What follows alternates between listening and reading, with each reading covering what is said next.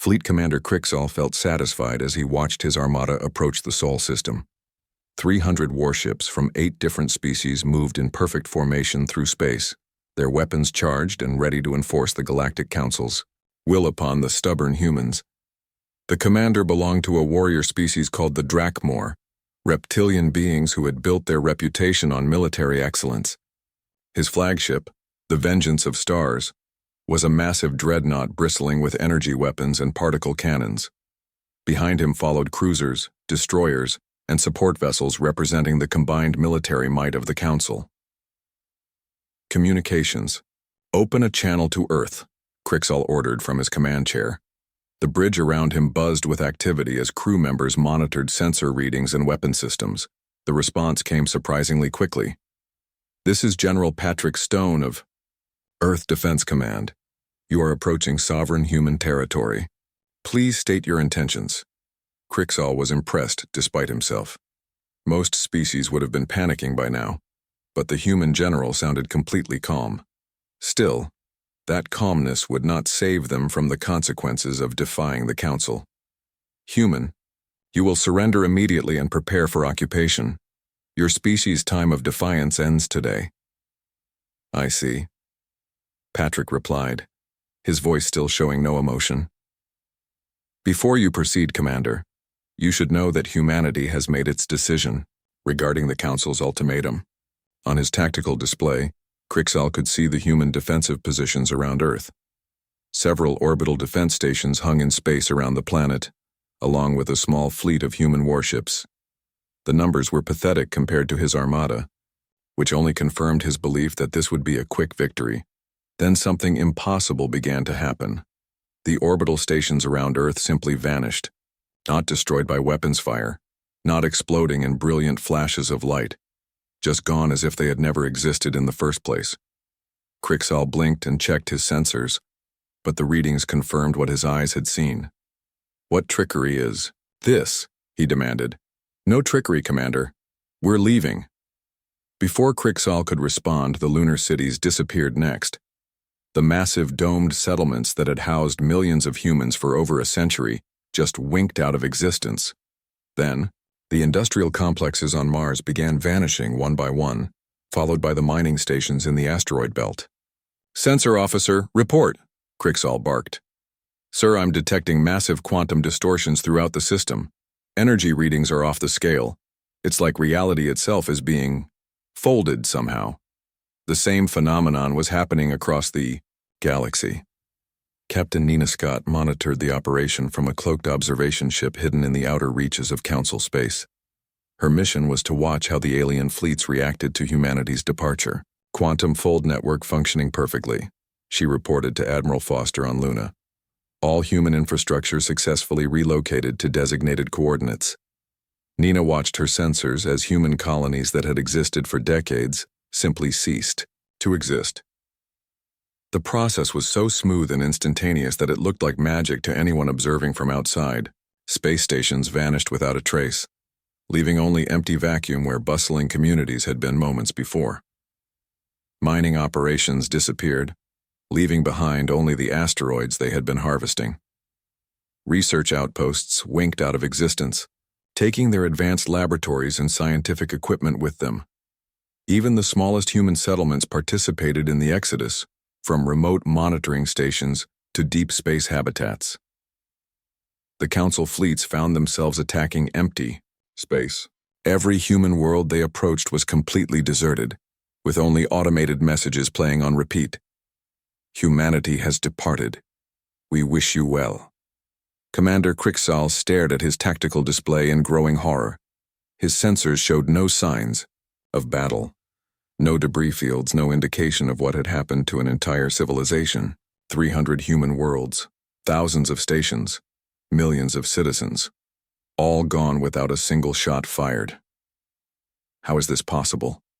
he whispered. "Sir," his sensor operator reported, voice trembling with confusion. "I'm detecting quantum residue, consistent with massive teleportation events, but the energy requirements would be astronomical. No known technology could achieve this scale of matter displacement." Other Council fleet commanders were reporting similar findings across the galaxy. Everywhere they looked, human settlements had simply vanished. The implications were staggering. Humanity possessed technology far beyond what any Council species had achieved. On Earth, General Patrick Stone stood in the empty Pentagon Command Center, now staffed only by automated systems. Around him, the last few human personnel prepared for their own departure. "Final broadcast ready, sir," reported Colonel Mary Thompson. Patrick nodded and activated the communication system. "To the Galactic Council, you wanted us gone. Your wish is granted. Humanity hereby withdraws from all Council space and renounces all treaties with Council species. We leave you in peace as you wanted. Do not follow us." As he spoke these words, the quantum fold generators hidden beneath major Earth cities began their final sequence. The planet itself started to shimmer and fade as the massive displacement field took effect. The process was unlike anything the Council forces had ever witnessed. Earth didn't explode or break apart. It simply became translucent, like a ghost image, before vanishing completely. Where the birth world of humanity had orbited the sun for billions of years, only empty space remained. Throughout the galaxy, alien observers watched in stunned disbelief as the human exodus continued. Trade stations that had served as neutral meeting points for decades disappeared along with their human operators. Diplomatic facilities where humans had negotiated treaties and settled disputes vanished without warning. Even more disturbing was the realization that humans had somehow relocated their entire infrastructure without leaving any trace of their destination. The quantum signatures suggested movement across vast distances, but sensors could detect no indication of where the displaced matter had gone. Dr. Quill Rex, the Council's chief scientist, worked frantically from his laboratory ship to understand what had happened. His instruments had recorded energy readings that challenged everything he thought he knew about physics. "The humans have achieved instantaneous matter displacement on a galactic scale," he reported to the Council. "This technology represents an advancement centuries beyond our current capabilities." The strategic implications were overwhelming. If humans could relocate their entire civilization without warning, what else were they capable of? What other technologies had they developed in secret? And most importantly, why had they chosen to leave rather than fight? Some Council members had expected desperate last stands, heroic battles, or at least attempts at negotiation. Instead, they found themselves facing a mystery that challenged their fundamental assumptions about human capabilities and intentions. Captain Nina Scott completed her observations and prepared her own ship for departure. Her cloaked vessel had recorded everything, providing valuable intelligence about Council fleet movements and capabilities. "This is Scout Ship Mercury, reporting mission complete," she transmitted to the evacuation command. "All Council forces accounted for. No pursuit attempts detected. Recommend final phase activation." The final phase was the removal of the last human presence from Council space. The monitoring stations and defensive installations that had been operating automatically since the evacuation began. These facilities had been designed to function without human crews for extended periods, maintaining the illusion of normal human activity. But now their usefulness was ending, and they too would be relocated to join the rest of humanity in their new home. As Nina's ship prepared to depart, she took one last look at the Council fleets scattered throughout the system. They hung motionless, in space, their crews no doubt struggling to comprehend what they had witnessed. Humanity had achieved something unprecedented in galactic history, the peaceful relocation of an entire spacefaring civilization. Not through conquest or destruction, but through technological superiority and careful planning that had taken decades to implement. The Council had demanded humanity's departure, and humanity had obliged. But they had done so in a way that demonstrated capabilities the aliens had never imagined possible. 6 months after humanity's impossible vanishing act, the Galactic Council convened an emergency session. The same crystal chamber that had once echoed with confident demands for human submission, now filled with worried voices and fearful discussions. Economic. Coordinator Zelfin approached the speaking platform with obvious reluctance. His crystalline body, normally bright and steady, flickered with distress patterns that made the other delegates shift uncomfortably in their seats. "The situation continues to deteriorate," he reported, his voice carrying poorly in the vast chamber. 17 major shipping lanes have become completely impassable without human navigational expertise. Council Speaker Thysela's scales had turned a sickly yellow-green, the color her species displayed during times of great stress. "Continue, your report, Coordinator." The Kepler transit route, which handled 60% of trade between the inner systems and the rim worlds, has been closed for 3 months. Without human storm runners to maintain the quantum barriers, the passage has become too dangerous for commercial traffic. Zelfin activated a holographic display showing trade volume statistics. The numbers painted a grim picture of economic collapse spreading throughout Council space. Overall trade volume has decreased by 47% since the human departure. 12 colony worlds have reported critical supply shortages. The Andorian Mining Consortium has ceased operations entirely because they cannot safely navigate the asteroid fields without human guidance systems. Prime Veltar, the tall blue Zephyr who had been so confident during the ultimatum, interrupted with obvious frustration. "Surely we can develop our own navigation systems. How difficult can it be?" "We have tried," Zelfin replied sadly. "Our best scientists have studied the abandoned human navigation stations, but the technology is far more complex than we initially understood. The humans apparently used quantum computation methods that we cannot replicate." Thysela called for the next report. "What of the security situation on the rim worlds?" Defense Coordinator Morthak, a heavily armored being from a warrior species, approached the platform with grim news. "The situation is critical. Scourge raids have increased by 3,000% since the human departure." The chamber fell silent at this announcement. The Scourge were savage raiders from the galaxy's edge, known for their brutality and advanced weaponry. For years, their attacks had been limited to occasional raids on isolated outposts. Without human rapid response fleets to intercept them, the Scourge have grown bold, Morthak continued. "They have attacked 17 colony worlds in the past month alone. Our own defense forces cannot match their mobility or firepower." Even more disturbing reports followed. The void storms in the Kareth Nebula had returned with devastating force. These cosmic phenomena had been dormant for decades, apparently kept in check by some kind of human technology that no one had known existed. 3 entire star systems have been evacuated, reported another delegate. The storms consume everything in their path. Planets, ships, even space stations. We have no defense against them. Dr. Quillrex, the Council's chief scientist, had been conducting an intensive study of human activities over the past century. His findings, when presented to the Council, sent shockwaves through the Assembly. "I have completed my analysis of human settlement patterns and military deployments," he announced, his voice heavy with implications. "My conclusions are deeply disturbing." He activated a massive holographic display showing the galaxy with human settlements marked in blue and various threat indicators in red. The pattern that emerged was unmistakable.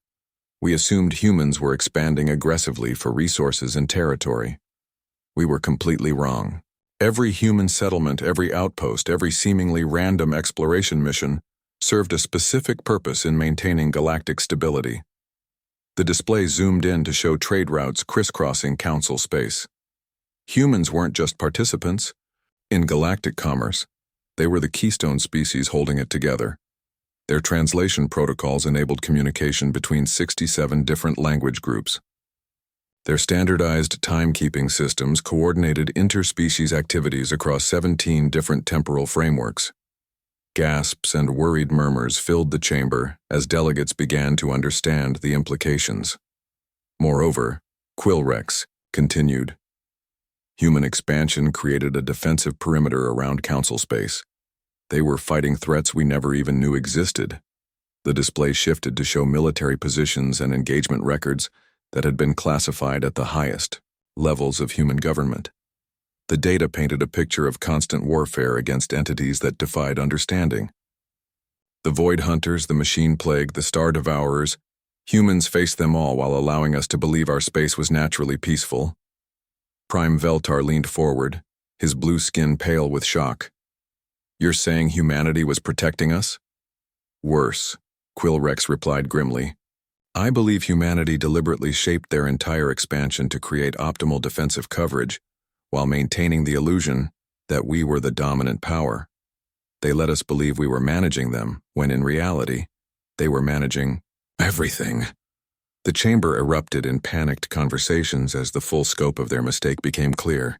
For 2 centuries, humanity had been serving as the galaxy's protectors, and the Council had responded by demanding their submission. Thisella raised her hand for silence, her scales now showing the deep purple of shame and regret. Dr. Quillrex, are you certain of these conclusions? The evidence is overwhelming. Human defensive installations were positioned to intercept threats before they could reach Council space. Their rapid response fleets operated beyond our sensor range, dealing with entities that would have terrified us. More data appeared on the display, showing engagement records and casualty reports that had never been shared with the Council. Humans had been dying in battles against cosmic horrors, while aliens lived in blissful ignorance of the threats. Humans suffered losses equivalent to a major war every decade, Quillrex reported. Yet they never asked for help, never demanded recognition, never even informed us of what they were doing. Economic Coordinator Zelfin spoke up with a trembling voice. If humans were maintaining galactic stability and now they're gone, then we are utterly unprepared for what's coming, Quillrex confirmed. The defensive perimeter has collapsed. The early warning networks are silent. The specialized equipment needed to fight cosmic threats has vanished along with the humans who operated it. The chamber fell into stunned silence as delegates contemplated the magnitude of their error. They had not just driven away a troublesome species. They had destroyed the very foundation of galactic civilization. Defense Coordinator Morthak made the situation even worse with his next report. Our intelligence services have detected movement in the dark zones beyond the galactic rim. Something is stirring in regions that have been quiet for centuries. What kind of movement? Thisella asked, though she dreaded the answer. Unknown. Our sensors cannot penetrate the dark zones effectively, but the energy signatures suggest entities of enormous size and power. The humans apparently knew about these threats and were prepared to face them. Dr. Quillrex nodded grimly. My analysis suggests that human expansion was specifically designed to establish monitoring stations and defensive positions facing the dark zones. Without those installations, we are blind to whatever approaches from the galaxy's edge. The implications were staggering.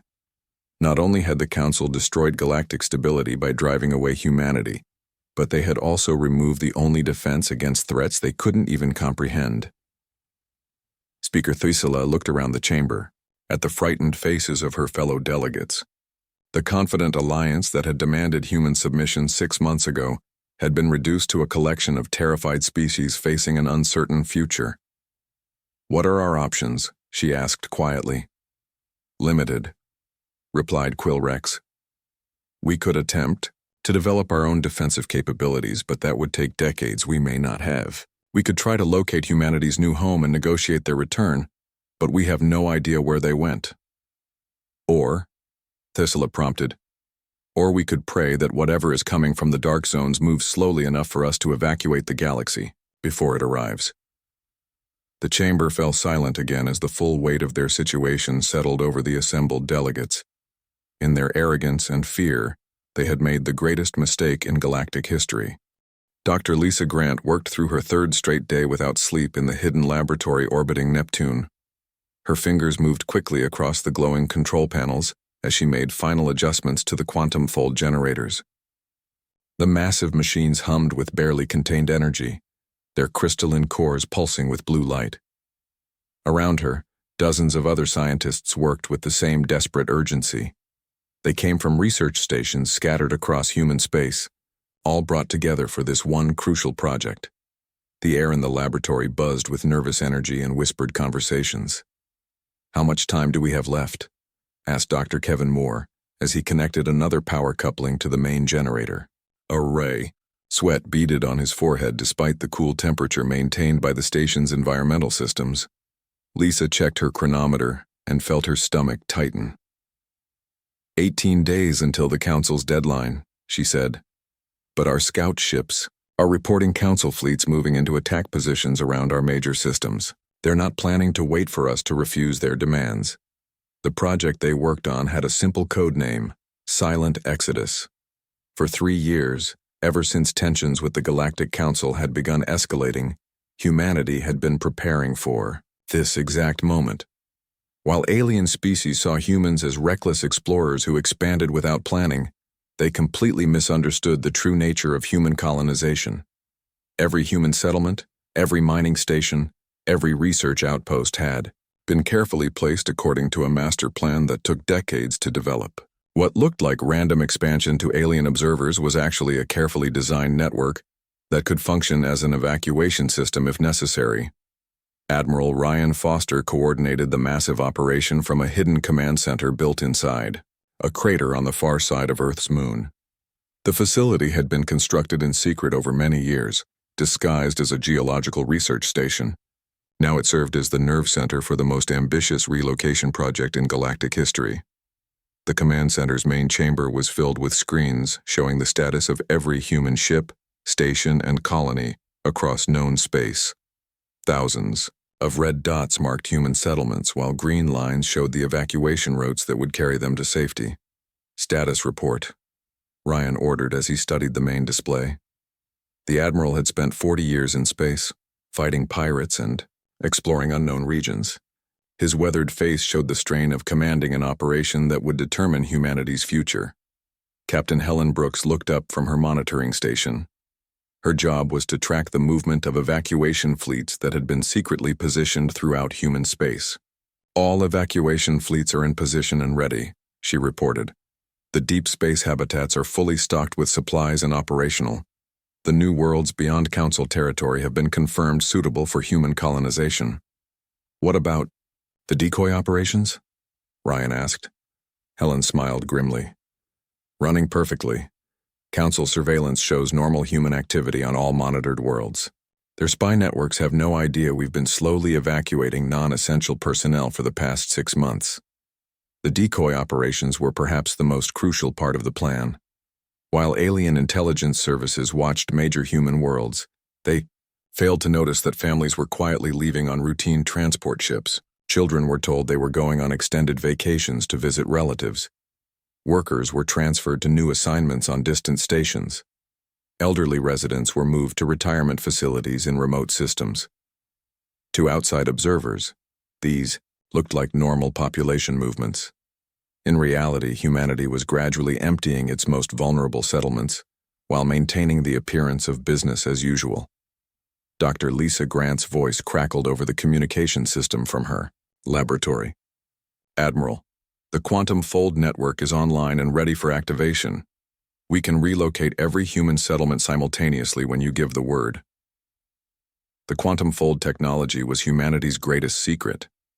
While other species used conventional, faster-than-light drives that could be detected and tracked, humans had developed a method of instantly moving matter across vast distances without leaving any trace. The technology required enormous amounts of energy and precise calculations, but it made the impossible evacuation plan actually feasible.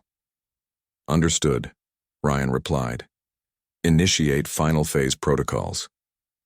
Across human space, the final preparations began in earnest. On colony worlds, emergency supply caches were quietly moved to designated pickup points. Orbital facilities received new personnel rotations that happened to include more evacuation specialists than usual. Mining operations began transferring valuable equipment to mobile platforms that could be quickly relocated. The most challenging part was maintaining normal communications with alien governments and trade partners. Human diplomats continued to attend meetings and negotiate trade agreements as if nothing had changed. Merchant ships kept to their regular schedules, carrying goods between human and alien worlds. Military patrols maintained their usual patterns along territorial boundaries.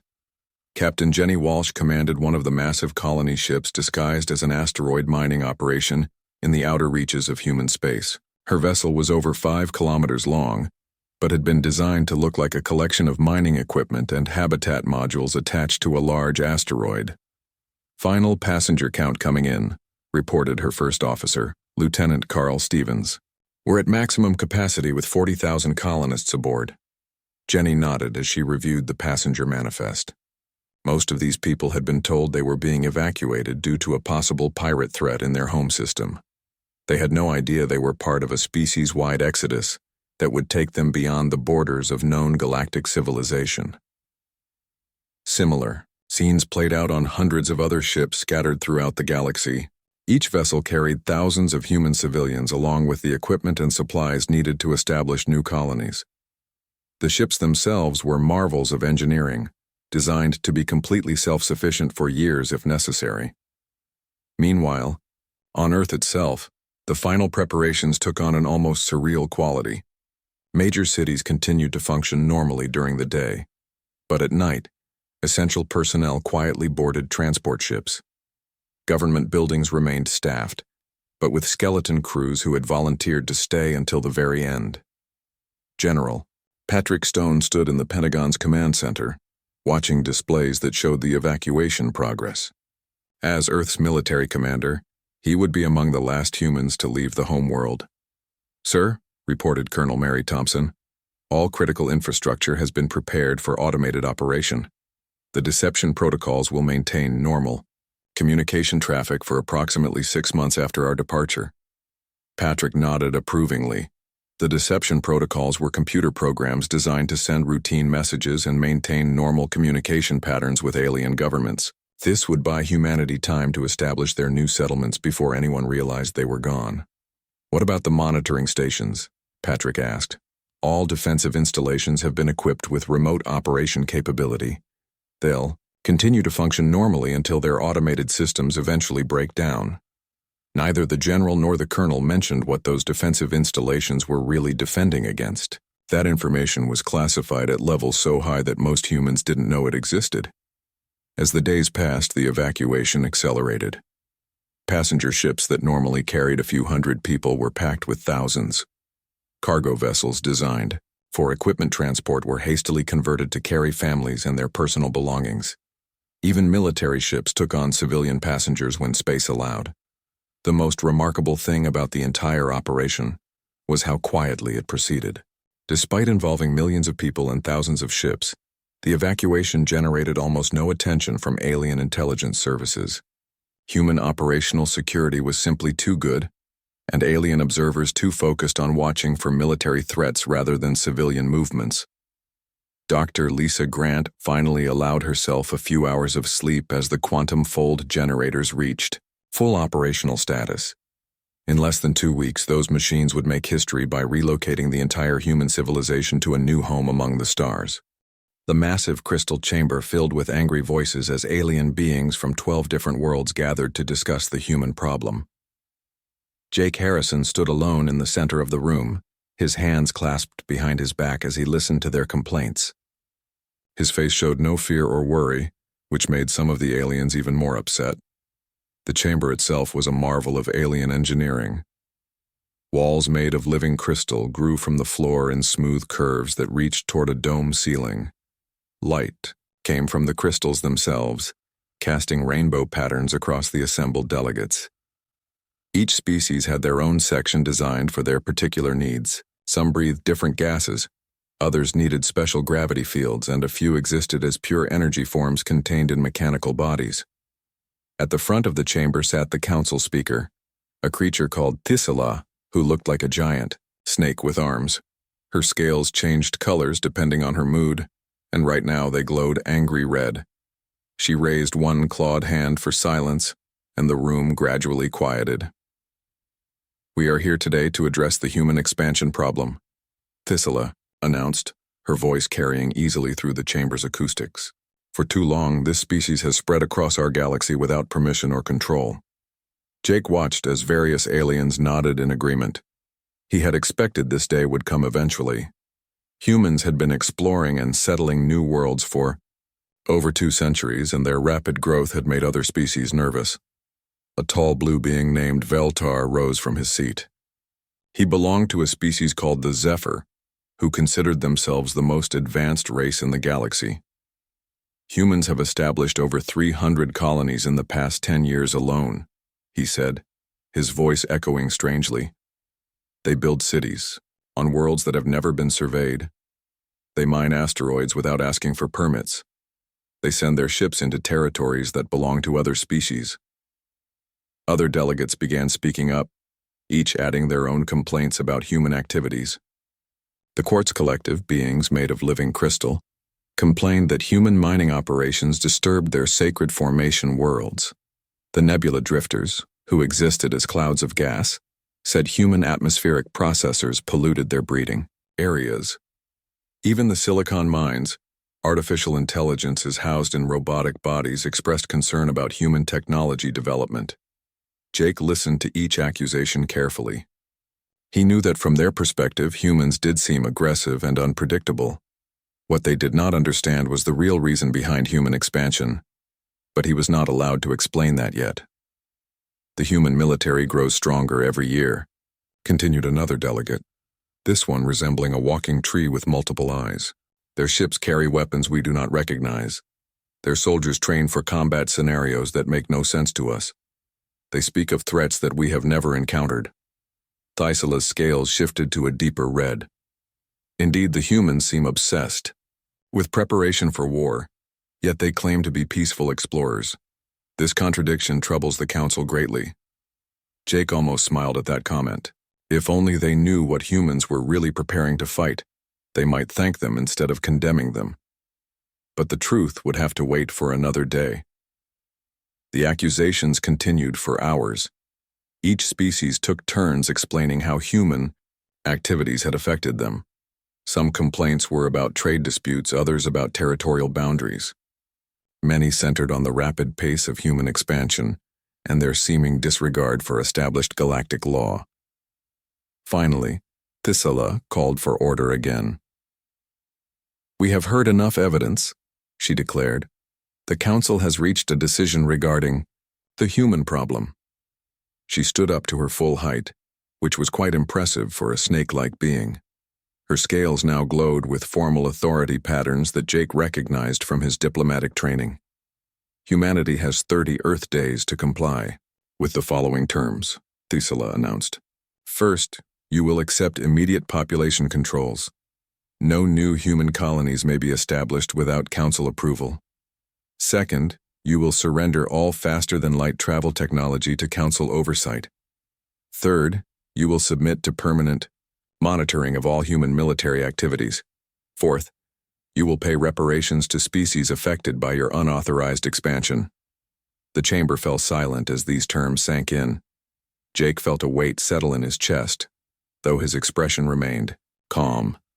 These demands would essentially end human independence and turn his species into second-class citizens in their own galaxy. Furthermore, Thysela continued, any human worlds that refuse to comply will be subject to Council enforcement action. We have assembled a joint fleet of 300 warships to ensure these terms are accepted. Veltar leaned forward in his seat. "Human Ambassador Harrison, what is your response to these reasonable terms?" Jake looked around the chamber at all the alien faces staring at him. Some showed satisfaction, others curiosity, and a few even displayed what might have been sympathy. He had served as Earth's ambassador to the Galactic Council for 15 years, and he had always tried to find peaceful solutions to problems. But this was not a problem that could be solved with diplomacy. "I will take your message back to Earth," Jake said simply. "The answer will come soon enough." His calm response seemed to frustrate several delegates. They had expected anger or pleading or at least some kind of emotional reaction. Instead, Jake just stood there looking almost sad. "That is all you have to say?" demanded Veltar. "Do you not understand the seriousness of this situation? We are offering your species a chance to avoid war." Jake smiled then, and something about that smile made several aliens shift uncomfortably in their seats. It was not a happy smile or a threatening one. It was the kind of smile someone might wear when saying goodbye to old friends they would never see again. "I understand perfectly," Jake replied. "Humanity appreciates the Council's offer. We will respond appropriately." He turned and began walking toward the chamber's exit. His footsteps echoed in the suddenly quiet room as hundreds of alien eyes followed his movement. As he reached the doorway, Jake paused and looked back one last time. For just a moment, his diplomatic mask slipped, and the assembled delegates saw something in his eyes that they did not recognize. It was not fear or anger, but something deeper and more complex. Later, some would remember that look and wonder what it meant. But by then it would be far too late to ask. The great doors closed behind the human ambassador with a soft whisper, leaving the council to celebrate what they believed was their victory over the troublesome human species. Jake Harrison walked calmly down the central aisle of the Galactic Council chamber, his footsteps echoing in the vast crystalline space. Every alien head turned to stare at him in shock and disbelief. The security systems showed no breach, no human ships in the area, no explanation for his impossible presence. Speaker Thesela rose from her platform, her scales shifting rapidly through colors of confusion and fear. "Ambassador Harrison, how are you here? Our sensors detect no human vessels anywhere in this system." Jake smiled sadly as he reached the center of the chamber. "Because we don't want you to see them. I've come to deliver humanity's final message to the Galactic Council." Prime Veltar leaned forward aggressively, his blue skin darker than usual with anger. "Human, you will explain how you entered this secure facility and—" "I'll explain nothing," Jake cut him off smoothly. "You had your chance to ask questions 6 months ago. Instead, you made demands and threats." The ambassador's calm demeanor was far more unsettling than any show of anger would have been. He stood relaxed and confident in the midst of beings who had tried to destroy his civilization, showing no fear of the hundreds of aliens surrounding him. Dr. Quillrex raised a tentative appendage. "Ambassador, my research suggests that humanity's departure has created significant stability issues throughout the galaxy." "Stability issues," Jake repeated, his laugh bitter and cold. "Is that what you call it when the Void Hunters consume 3-star systems? When the machine plague spreads unchecked through the outer rim? When your precious trade routes collapse because no one else bothered to learn proper stellar navigation?" The chamber's holographic displays suddenly came to life without any visible activation. Images appeared that made several council members recoil in horror. Massive entities of living darkness consumed entire worlds, their tentacles reaching across star systems. Mechanical plagues converted matter into hostile artificial life that spread like cancer through space. Cosmic phenomena defied understanding as they devoured everything in their path. "For 200 years, humanity has been your shield," Jake continued, his voice carrying easily through the acoustic chamber. "We fought things you can't pronounce, studied threats you can't comprehend, and maintained systems you don't even know exist. And you thanked us by treating us like barbarians who needed to be controlled." The images shifted to show human defensive installations in deep space, massive structures that had operated in secret for decades. Fleets of human warships engaged impossible enemies in battles that raged across multiple dimensions. Technologies that seemed to bend the laws of physics held back cosmic horrors that would have driven most species insane just to observe. Speaker. Thesela's scales had turned white with terror. "We didn't know. You didn't want to know," Jake interrupted. "You preferred believing you were our superiors, rather than acknowledging the truth. Humanity evolved in the galaxy's most dangerous region. We learned to fight cosmic horrors before we learned to build cities. What you call our aggression is actually our survival instinct, and it's been keeping all of you alive." The chamber erupted in panicked conversations as the implications became clear. If humanity had been secretly protecting them for centuries, and now humanity was gone, what would protect them from the threats they couldn't even imagine? Economic Coordinator Zelfin spoke up desperately. "Surely some accommodation can be reached. The economic disruption alone." "Will get much worse," Jake finished. "The monitoring stations that kept the Void Hunters at bay, abandoned. The quantum barriers holding back the machine plague, failing systematically. The early warning networks that detected cosmic threats, silent. The defensive fleets that protected your trade routes, reassigned to our new home." Defense Coordinator Morthak tried to interject. "Our combined military forces could what?" Jake asked with genuine curiosity. "Fight the Star Devourers? Your biggest warships wouldn't last 30 seconds against a minor Void Hunter." Your most advanced weapons can't even detect the machine plague until it's already converting your planets into hostile artificial life. New images appeared showing the true scale of the threats humanity had been fighting. Battles in dimensions that didn't follow normal physics. Weapons that fired concentrated reality distortions. Enemies that existed as pure entropy given malevolent consciousness. Your species couldn't survive 1 week facing the enemies we've been fighting for centuries, Jake said matter-of-factly. That's not an insult. It's simple truth. You evolved in peaceful environments where the biggest threats were natural disasters and territorial disputes. We evolved where reality itself tries to kill you on a daily basis. Prime Veltar stood up angrily. What do you want from us? Name your terms for returning. Jake's expression showed genuine surprise. Terms? You misunderstand completely.